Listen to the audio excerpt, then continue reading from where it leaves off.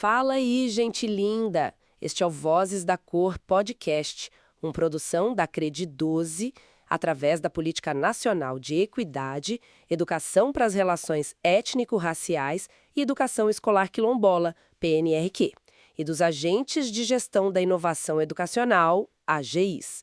Hoje, a gente vai fazer uma exploração bem legal na obra de uma escritora, assim, fundamental, Conceição Evaristo. A nossa base aqui é uma análise, sabe? Um texto de Eduardo de Assis Duarte e Elisângela Lopes, que saiu lá no portal Literafro da UFMG. O objetivo é mergulhar nos temas centrais, né? Aqueles que marcam a literatura dela, desde a poesia, os contos, até o romance Pompse a Vicêncio. Vamos tentar entender juntos a força da memória, da identidade, da experiência afro-brasileira nos textos dela. Exatamente. E o que essa análise que você mencionou destaca, e eu acho muito potente, é como a escrita da Evaristo nos convida, né? Nos força a olhar para realidades que muitas vezes ficam invisíveis.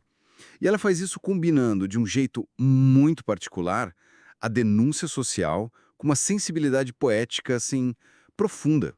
Legal. Olha, começando pela poesia, a análise cita um verso bem marcante de Meu Rosário que diz: Meu rosário é feito de contas negras e mágicas. Nas contas de meu rosário, eu canto Mamãe Oxum e falo Padres Nossos Ave Marias. Que significado essa mistura tem, segundo o texto? Então, o que é fascinante aí, e a análise explora bem isso, é como a Evaristo tece essa religiosidade que é tão brasileira, né? Híbrida. O rosário, que é um símbolo católico, ele se mistura com a ancestralidade africana, com Mamãe Oxum. Mas não só isso, né?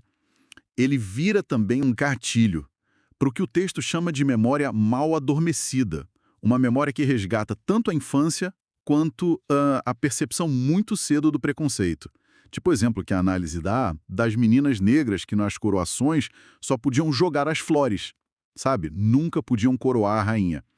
E tem mais, o próprio ato de debulhar as contas do rosário, a análise vê isso como uma metáfora para o fazer poético dela, para a busca pela palavra, pela identidade, culmina naquele verso, né? Me acho aqui eu mesma e descubro que ainda me chamo Maria. É forte. E essa voz feminina é muito presente, né? A análise fala da exaltação da eu-mulher, que é mãe, é guerreira, mas também tem a dor, né? Uma dor muito explícita, como na abordagem da violência sexual. Aquela imagem da pipa borboleta que é rompida por um másculo cerol. É aqui que fica interessante essa tensão que a análise aponta, sabe? Entre o lirismo e a brutalidade. Sim, com certeza. Essa tensão define muito o que o texto chama de um brutalismo poético. Acho que captura bem a essência. Ela não foge da dureza da realidade, né? O abuso, a miséria. Tem aquele verso, os sonhos foram banhados nas águas da miséria e derreteram-se. Puxa. Mas e aí que está o ponto central do argumento na análise. Ela transforma essa dureza toda em matéria literária densa, potente. É uma escrita que expressa essa luta, sabe? Pela afirmação da identidade afrodescendente contra a exclusão, contra o preconceito velado. A memória da dor, que ela chama de voz banzo, ela se torna uma força de resistência. De esperança também, como naqueles versos sobre as negras sementes que resistem reamanhecendo esperanças em nós. É muito bonito isso. E nos contos, essa realidade aparece também nos personagens, né? A análise menciona alguns. De Lixão, o menino de rua, Ana da Venga, favelada, do Zuquerência, a Maria que é linchada. E os cenários são favelas, ruas, delegacias. Fica muito nítida como a análise sublinha a cor da pobreza no Brasil, né? Pois é. E se a gente conecta isso ao quadro geral que a análise traça, a gente vê que a Evaristo evita soluções fáceis, né? Não tem glamour na violência. O que existe é uma aliança forte entre a denúncia social e o que o texto chama de lirismo trágico. A análise argumenta que ela consegue acessar o mundo íntimo desses personagens, que são os humilhados e ofendidos, né? Mostrando os sonhos deles, os traumas, e a narrativa adota um ponto de vista interno, o que dá uma força muito particular a essas histórias de exclusão. E aí a gente chega no romance Pompse a Vicêncio, de 2003. A análise parece dar um peso especial a ele, né? A história acompanha a trajetória dessa mulher afro-brasileira desde o campo até a favela, lidando com as consequências da abolição, a exclusão que continua. A própria autora, como o texto menciona, diz que a trama se baseia na memória e na história afro-brasileira, mas reelaboradas literariamente. Sim, e a leitura que a análise faz de Ponce a Vicêncio é interessante. Vê o livro como um Bildungsroman, aquele romance de formação, sabe? Feminino e negro, só que de forma paródica.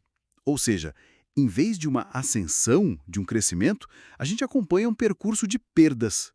Perda do sobrenome, que vem do antigo dono de escravos, perda dos filhos, perda da própria identidade. Ela cai numa letargia, né? O texto de Duarte Lopes destaca também a narrativa fragmentada, que mistura passado e presente, memória e devaneio. Isso levanta questões importantes, né, sobre como essa memória da dor é recuperada. E aí emergem histórias terríveis que a análise cita: o pai que servia de cavalo para o filho do patrão, o avô que, olha só, decepa o próprio braço e mata a esposa depois de ter filhos vendidos por causa da lei do ventre livre. É muito pesado.